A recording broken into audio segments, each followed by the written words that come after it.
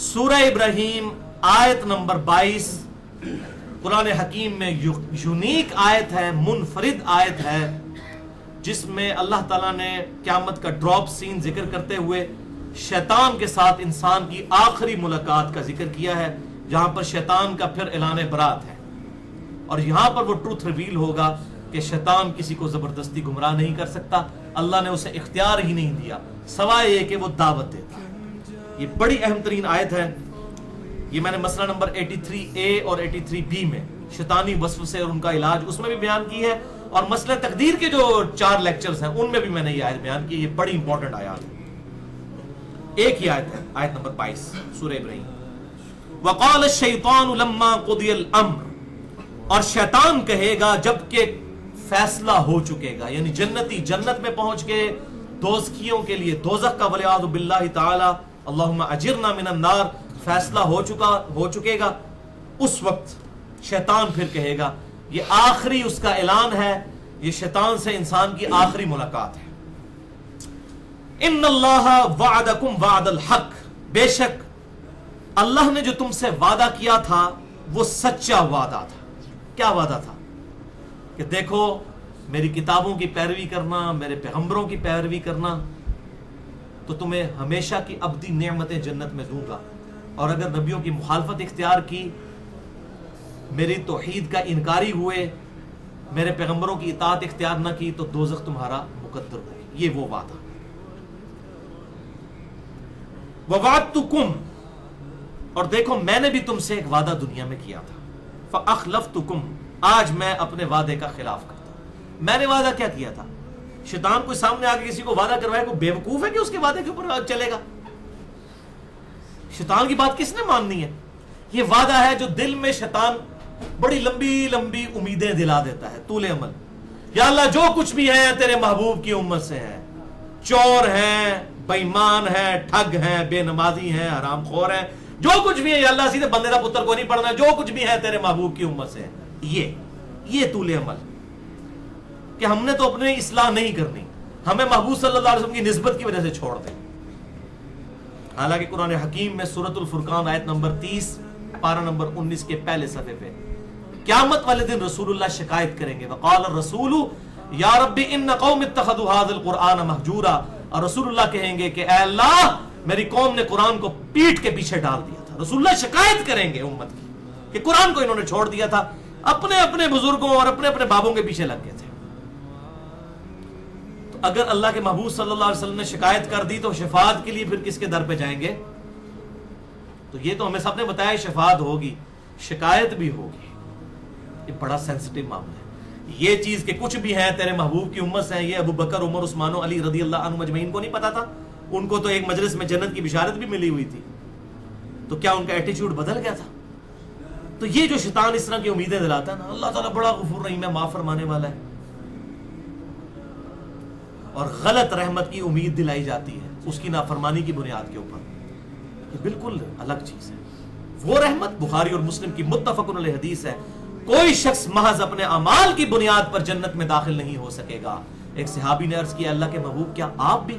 صلی اللہ علیہ وسلم بڑی جرأت کی، آپ نے فرمایا ہاں میں بھی، جب تک میرے رب کی رحمت مجھے ڈھانپ نہ لے میں بھی محض اپنے اعمال کی بنیاد پر جنت میں داخل نہیں ہو سکتا۔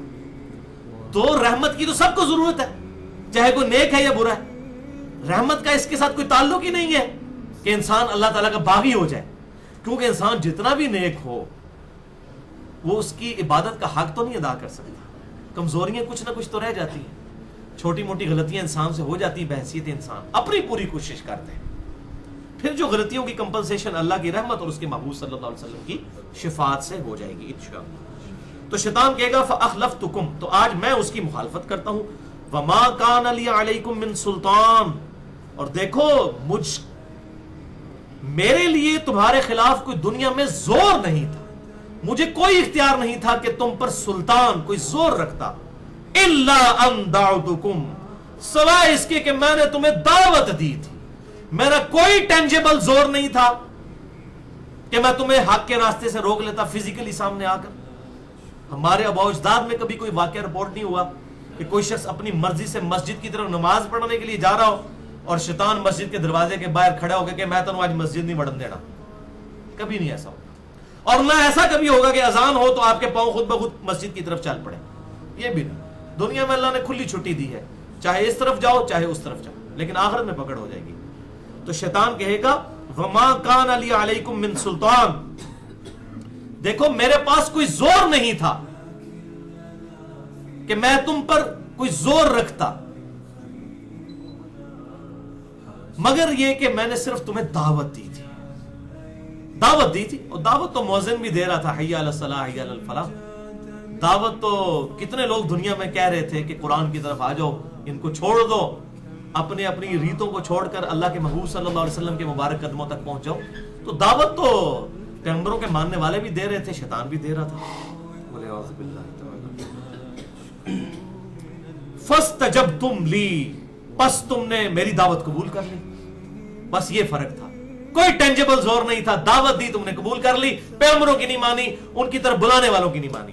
فلا تلومونی ولوموا انفسکم, تو آج مت ملامت کرو مجھے, ملامت کرو اپنی جانوں کو. شیطان بالکل بری ہو جائے گا. آج اپنی جان نو رو, جب پنجابی کہتے ہیں نا, ہوں اپنی جان نو رو, منو نہ رو, ملامت کر اپنی جان کو. آج مجھے مت ملامت کر. ما انا بمصرخکم, نہ میں آج تیری کوئی فریاد سن سکتا ہوں. وما انتم بمصرخی, نہ تم لوگ اے دوستیوں میری فریاد کو پہنچ سکتے ہو. میں بھی دوزخ میں تمہیں ورگلا کر, اور تم میری اس دعوت میں آ کر, یہ نہیں ہے کہ تمہیں کوئی لیم ایکسکیوز دے گی اللہ شیطان نے لگاتا سی, میں تو ارادہ نہیں سی, شیطان نے اس پاس سے لاتا نہ, یہ کوئی لیم ایکسکیوز اللہ کے حضور نہیں ہوگا. انی کفرت بما اشرکتمونی من قبل, بے شک میں کفر کرتا ہوں, انکار کرتا ہوں اس چیز کا جو آج سے پہلے تم مجھے اللہ کے مقابلے پر ٹھہرایا کرتے تھے. ان الظالمین لهم عذاب علیم, بے شک ظالموں کے لیے دردناک عذاب ہے. والعیاذ باللہ تعالی. یہ شیطان کا ویسے بہانہ ہی ہوتا ہے. میں نے ایک پورا ڈیٹیل لیکچر دیا ہے شیطان کے حوالے سے, 2 گھنٹے کا. مسئلہ نمبر 79, اللہ, انسان اور شیطان. یہ ٹرائنگل ہی بنتی ہے نا, اللہ, انسان اور شیطان. مسئلہ نمبر 79, اس میں کراس ریفرنس کے طور پر قصہ آدم اور ابلیس کے بارے میں جتنی آیات, شیطان کی جتنی چالیں ہیں قرآن حکیم سے, وہ میں نے کراس ریفرنس کے طور پر آیات اور احادیث پیش کی ہیں. اس میں بھی میں نے ایک جملہ بولا تھا, بھائیو یہ صرف ہمارا بہانہ ہوتا ہے.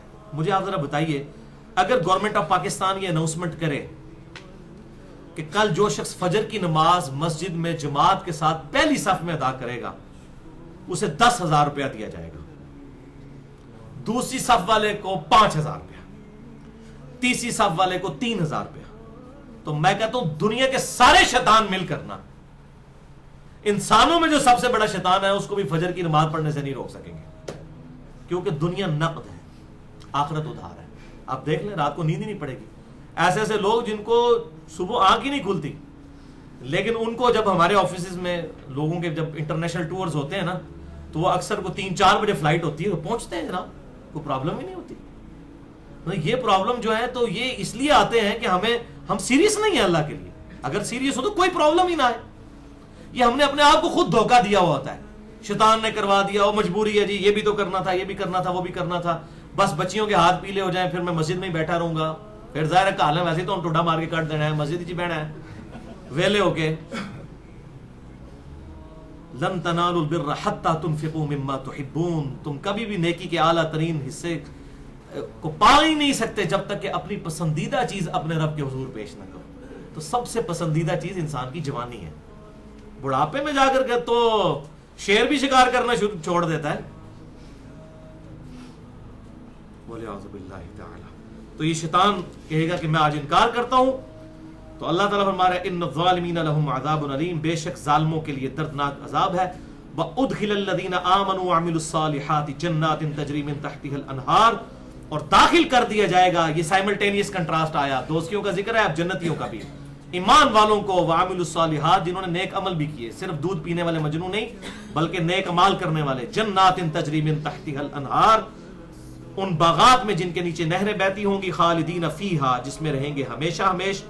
بِإِذْنِ رَبِّهِمْ, اپنے رب کے اذن سے.